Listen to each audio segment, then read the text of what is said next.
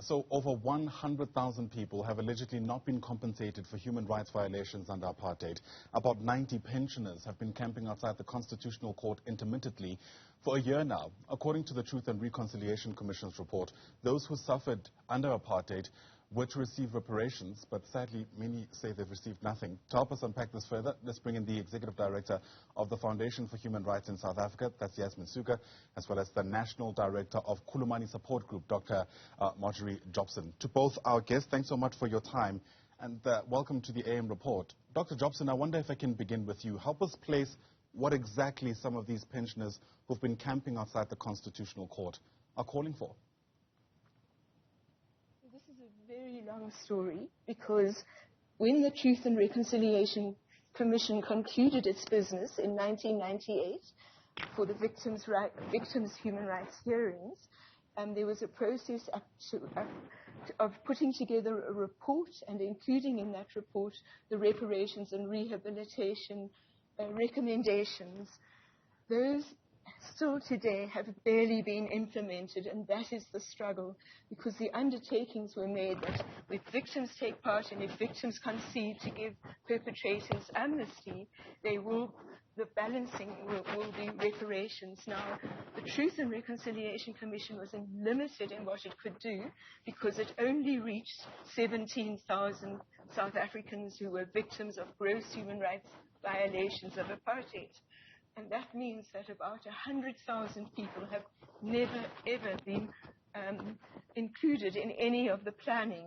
We have the database of all of these people, and it is very simple to actually develop legislation that will make an inclusive solution to reparations.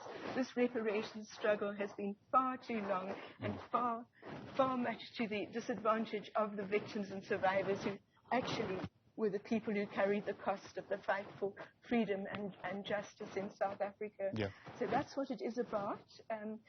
Very few people got just the once-off reparation.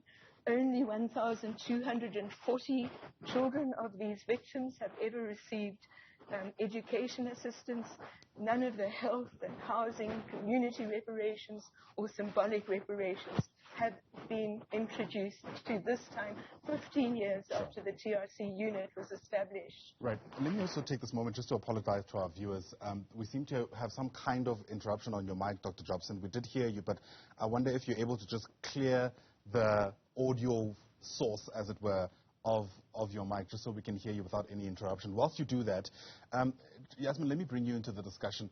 We've had this conversation before, haven't we? You know, the unjustifiable delays, some might argue, in the paying out of reparations, despite the promises and the undertakings that were made to do right by the victims of apartheid. Perhaps place the complexity for us around why this has stalled so much. Is it because it's complex, or is it because government officials are not doing what they ought to be doing? Thank you, Ayanda, and I would say that it's actually a mixture of all of those issues you've raised. Let me say at the outset that when we talk about victims of gross human rights violations and apartheid crimes, remember that under both our domestic and international law, they are entitled to civil claims for damages, particularly at the hands of the state and the liberation movements.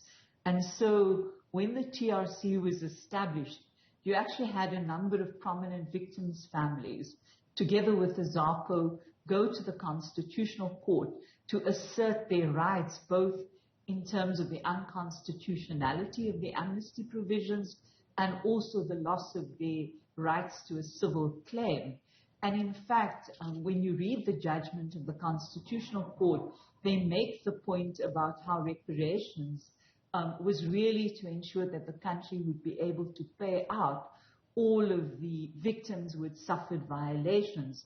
Now, it's absolutely correct that, as Dr. Jobson said, in the 1998 period, the Commission handed over quite a comprehensive policy to the government to implement on reparations, but victims even had to wait until 2003 before the government actually began to deal with its own policies.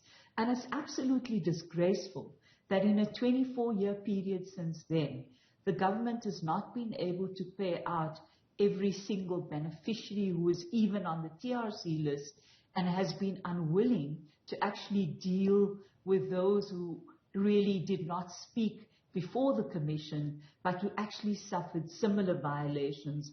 And this is an issue that we refer to as the closed list, which we believe is unlawful and in fact violates the rights to equality. And so when we brokered a deal with the government, when the pensioners were camping outside the Constitutional Court, firstly we said there are people on the list who fell off the list, and the government needs to deal with that urgently because there's no dispute about their legal right to claim reparations. But secondly, we have to tackle the issue of the closed list. And thirdly, there's more than $1 billion sitting in the President's Fund, and the government has, over a 24-year period, not been able to deal with community reparations. Now, perhaps that money should be shifted to deal with the victims of gross human rights violations. Yasmin, this is not too difficult an issue to deal with. That's exactly what I was actually hoping to engage you on. That fund, I think it's about 1.7 billion rand. How much of it actually has been paid out? And of that money, where did it go? Who's it paid out to?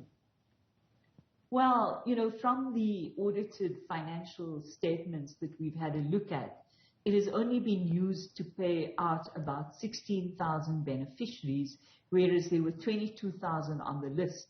One of the things we cannot get information on is how many people were actually networked into accessing housing and medical and social benefits, and we don't know how many children actually did receive any bursaries.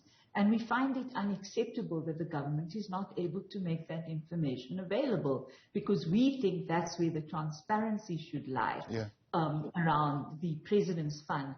And then the country should engage in a discussion on how to ensure that those victims who qualify in terms of the TRC Act should in fact receive reparations. What answers are you getting from the government around why they're not making that information available to you?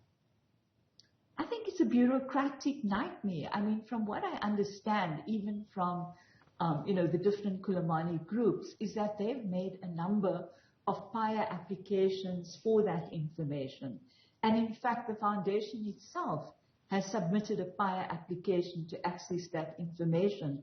And in our more recent discussions with the government, we have said that if we don't get that information, then we will put those prior applications before a judge and actually compel them. But you don't really want to litigate against them all the time. You want to try and resolve these issues because, as we said, there are people who legitimately are on the list and then fell off the list, who got some benefits and then didn't get anything after all. And I think that we should have a discussion on an administrative process to deal with that. But the big issue is around the notion of a closed list, where the government is really reluctant to open it. And what we have pointed out is that we have several legal opinions which begin to show that this was an administrative decision, and in fact it doesn't really hold water in law.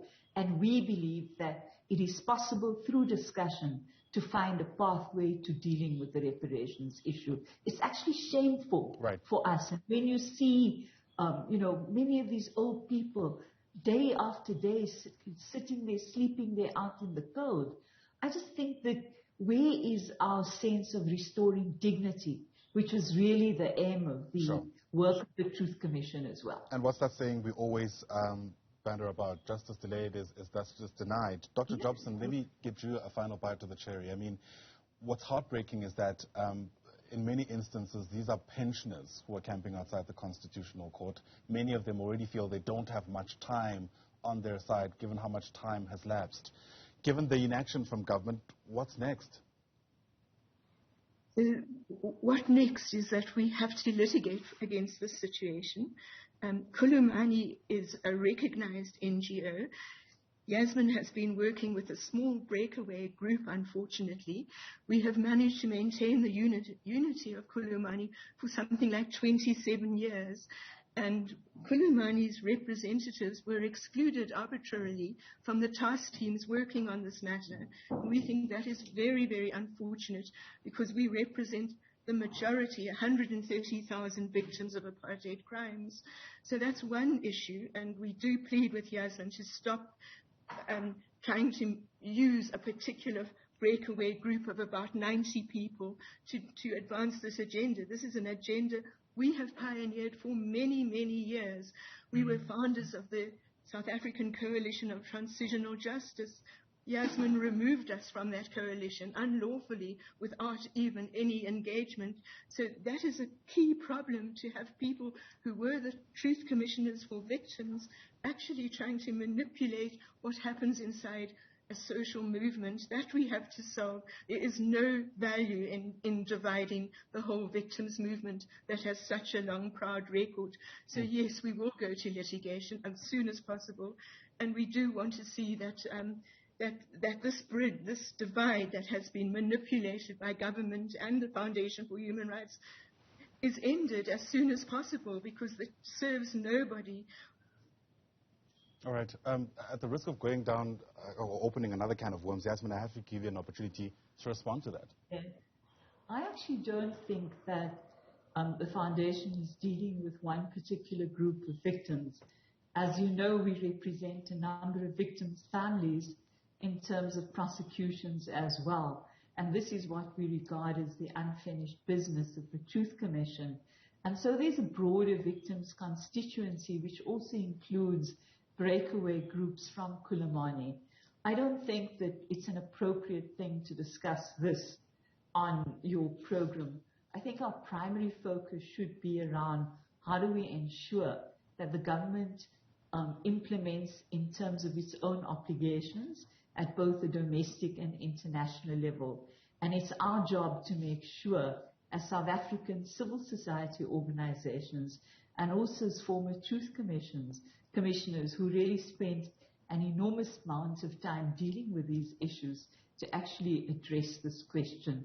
As I say, I don't think I'm going to get involved in who's appropriate and who's legitimate and who's not. I think that's an issue that the different Khulumani structures will need to deal with themselves. But at the end of the day, when the government was not able to resolve the issue of the people who were sleeping outside the court, they did call upon the Foundation to actually intervene, and that is what we've actually done, because we've supported this cause for more than 23 years.